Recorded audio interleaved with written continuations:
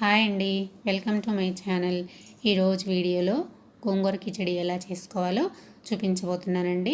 చాలా ఈజీగా, చాలా సులువుగా, చాలా టేస్టీగా కూడా చేసుకోవచ్చండి. చాలా బాగుంటుంది. ఎలా చేసుకోవాలో చూద్దాము. ఒక గిన్నె తీసుకొని అందులోకి ఒక గ్లాస్ వరకు బియ్యాన్ని పోసుకొని ఒక అరగంట పాటు నానబెట్టేసి పెట్టుకున్నానండి. ఇప్పుడు కిచడీలోకి పావు కప్పు పచ్చిపప్పును తీసుకున్నాను. మీకు కావాలంటే పెసరపప్పును కూడా తీసుకోవచ్చండి. ఒక కళాయి పెట్టేసుకొని హాఫ్ గ్లాస్ వరకు వాటర్ పోసుకొని వాటర్ మరిగిన తర్వాత అందులోకి 3 గుప్పిళ్ళ వరకు శుభ్రం చేసి పెట్టుకున్న గోంగూరను వేసి ఉడికించుకుంటున్నానండి. ఇది ఉడికేలోపు ఒక బంగాళదుంప, ఒక ఉల్లిపాయ, 2 పచ్చిమిర్చి, ఒక క్యారెట్, కొంచెం కరివేపాకు కట్ చేసి పెట్టేసుకున్నాను. ఇప్పుడు గోంగూర ఉడికిందో లేదో చూద్దామండి. చూసారు కదా, గోంగూర అయితే 2 నిమిషాల్లో బాగా మెత్తగా ఉడికిపోయిందండి. ఇప్పుడు ఈ గోంగూరని పక్కన పెట్టేసి కొంచెం సేపు చల్లారనివ్వాలి. ఈలోపు మనము ఒక గిన్నె పెట్టేసుకొని అందులో 3-4 స్పూన్ల వరకు ఆయిల్ వేసుకొని 2 చెక్క, 2 లవంగాలు, 2 యాలకులు వేసుకున్న తర్వాత అందులోకి కట్ చేసి పెట్టుకున్న కూరగాయ ముక్కల్ని మొత్తం వేసుకొని కొంచెం కరివేపాకు కూడా యాడ్ చేసుకొని వాటిని ఒకసారి బాగా కలుపుకొని అందులోకి పావు టీ స్పూన్ పసుపు, పావు టీ స్పూను ఉప్పు వేసుకొని బాగా కలిపేసుకొని మూత పెట్టేసి ముక్కలు మగ్గేంత వరకు మగ్గనివ్వాలండి.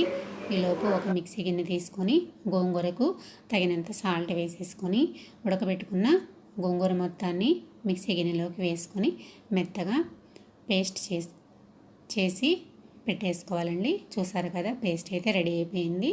ఇప్పుడు ముక్కలు ఉడికినాయో చూద్దామండి. ముక్కలైతే మగ్గిపోయినాయి.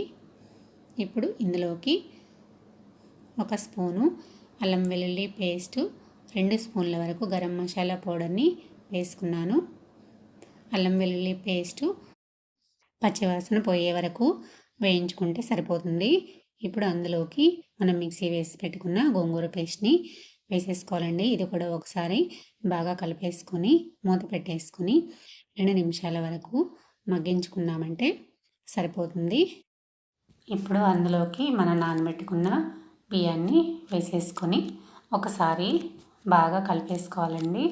ఇప్పుడు ఇందులోకి మనం ఒక గ్లాసు రైస్ తీసుకున్నాం కదా, ఒక 2 గ్లాసుల వరకు వాటర్ పోసుకుంటే సరిపోతుందండి. వాటర్ పోసుకున్నాక ఒకసారి బాగా కలిపేసుకొని ఇప్పుడు రైస్కి తగినంత ఉప్పు వేసుకోవాలి.